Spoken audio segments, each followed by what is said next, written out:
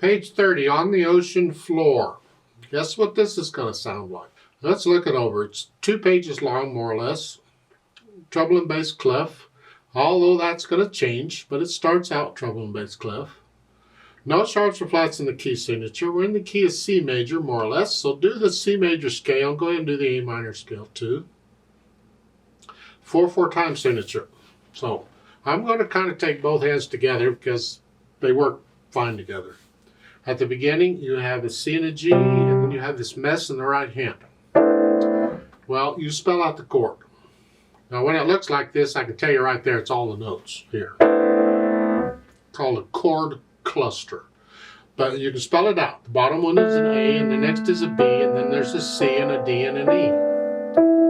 That's spelling out the chord. But you'll see this kind of thing occasionally. You just know it's a chord. Just play them all. You have to be a little careful because sometimes they'll leave out a note in the middle somewhere. Yeah. So it's just all 5 notes together.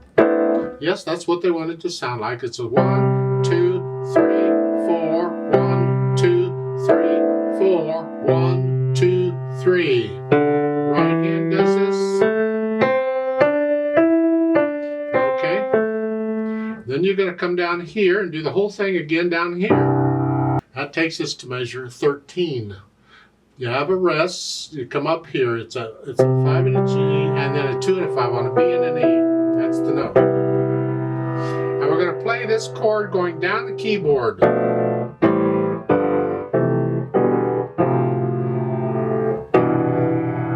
there. That's all we're doing. And they want you to use the same fingers, and that's fine. If I were doing it myself, I'd finger it a little differently, but we can do this. This is fine. It's just 1 and 5 in the left hand. You come down. And the right hand is 2 and 5. So that's just fine. You keep your hand in that position, and really you only have to aim like 1 finger in each hand, and the others go along. It's just I can go here. I'm just aiming these, and the other fingers, if I hold the hand position, 1, 2, 3, 1, 2, 3. You're just going on down the keyboard there. And then measure 21, you're back like you were earlier, and the last 4 measures. The notes are here, but it has an 8/8 under it. So you go down.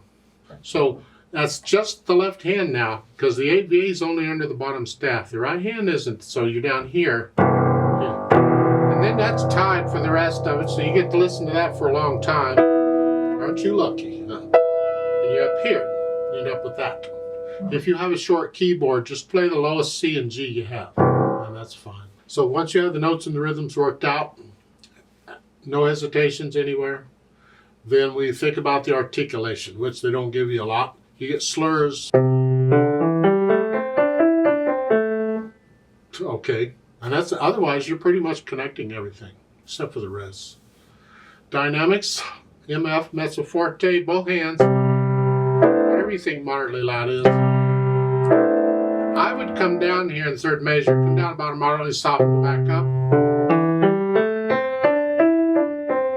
Back down, just swell, swell up and down. But I don't want to start moderately loud and get loud and go. I want to come down and go back up. I don't want to get loud yet. That's the way I do it. If you want to swell up from moderately loud to loud and all, that's up to you. But I would come down to moderately soft and go up to moderately loud and back down to moderately soft. Because of measure 7, you're moderately soft anyway. And here you can go ahead and start from moderately soft and go up to moderately loud. Moderately soft here, and then measure 9, you start moderately soft, you want to go up to moderately. And then measure 13, moderately loud throughout all of this. Measure 17, you're down here moderately loud, come down a little bit, a little more, come down about a moderately soft or so. Because of measure 21, we're moderately soft again, both hands. And then swell. Then you end up moderately soft. In order to get that moderately soft, you're almost going to have to play it soft because you're so low here. And then soft here. You have to experiment with these dynamics, and it's better to really get into the music and feel the dynamics. Speed, Andante is a flowing piece. The half notes want to speed it up a little bit, and the quarter notes will slow it down.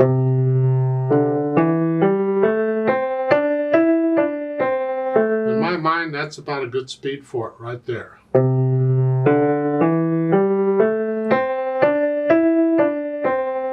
1, 2, 3, 4. So how it feels. So the half note, 1, 2, 3, 4. 1, 2, 3, 4. It's about. It's a range. It's a feeling. It's not a set speed. Then they've added pedal. Well, sure, it's in the ocean floor and everything is muddy and you got all this stuff going on. So the pedal is more for effect, although it helps to connect the note chords. We're going to push the notes down first and then the pedal, and we're going to lift the pedal up depending on the phrasing. So at the beginning, the note first and then the pedal. I'm going to lift the pedal with the hands so there's a little silence.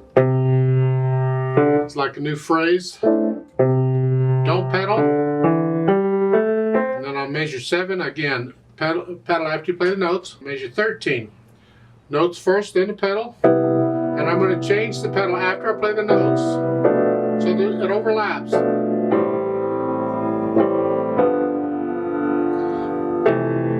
the way to the end. And then I measure 20. You're down here. 2 beats. The pedal and the hands come up together for 2 beats of quiet recovery, and then go on.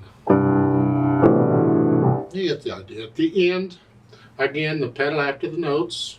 And you hold the pedal down all the way to the end and bring it up with the hands. That's the pedal.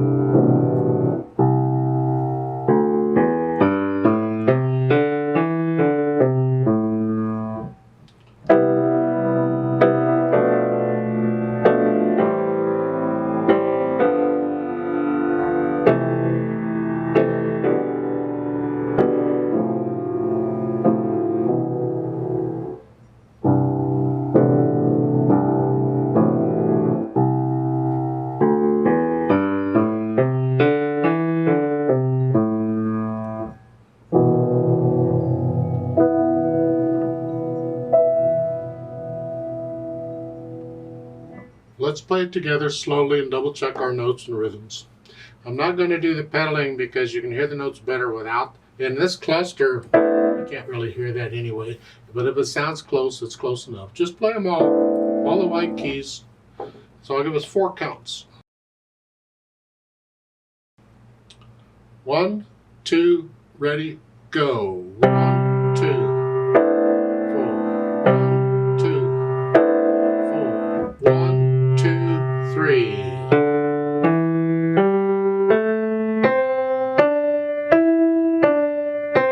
1, 2, rest, rest. 2.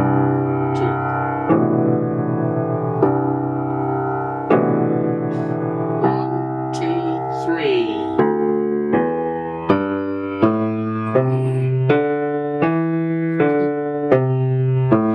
2, rest, rest. 2, 3.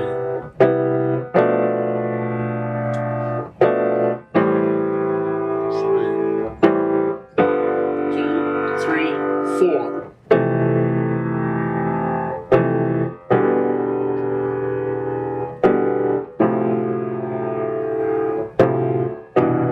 2, rest, rest. 3.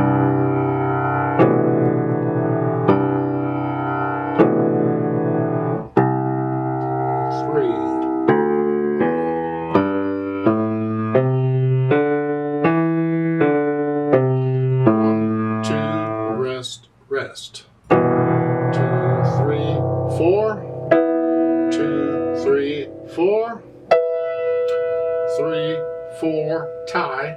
2, 3, 4, off.